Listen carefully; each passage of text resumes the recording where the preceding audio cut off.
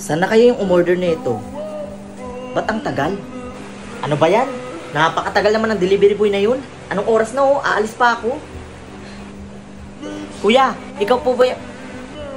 Marvin? Ikaw ba yan? Adrian? Oo, ako nga to. Kamusta ka na? Delivery boy ka na pala ngayon? Oo, delivery boy ako ngayon. Ang hirap kasi ng buhay namin eh. Kaya ito muna yung pinasok ko.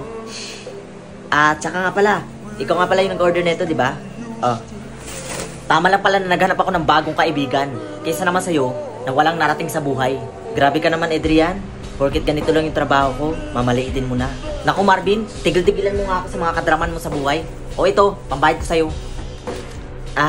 Salamat, Adrian. At saka nga pala, sa'yo na yung sukli para makatulong naman ako sa'yo. Tsaka anong oras na rin pala? May lakad pa ako. Umalis ka na dun. Nakaka-istorbo ka lang sa akin. Sige. Bye. Ingat.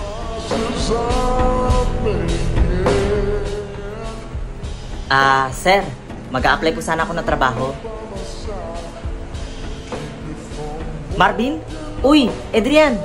Ikaw yung boss dito? Oo. Pero delivery boy ka lang dati, di ba? Ano ka ba, Adrian? Siyempre dati pa yun. Pero, paano mo na-achieve to?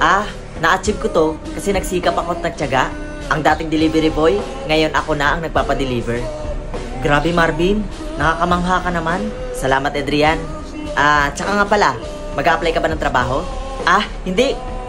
Doon ako sa iba mag-a-apply. Teka, bakit naman? Kasi Marvin, hindi ako nababagay dito. Kasi ang laki ng kasalanan ko sa'yo. Minaliit kita dati. Tsaka ang dami kong nasabing mga masasakit na salita tungkol sa'yo. Kaya sa iba na lang ako mag-a-apply. Sus, Adrian, wag mo nang intindihin yun. Matagal na yun eh. Tsaka hindi ko naman dinibdib lahat yun. Sige ka, mahirap maghanap ng trabaho ngayon. Pag dito ka mag-a-apply, bukas na bukas, pwede ka na magsimula. Talaga, Marvin? Naku, napakabait mo naman. Walang anuman. Sige, sadali lang ha. Kasi kasuhin ko lang muna yung mga nagde-deliver. Sige, Marvin.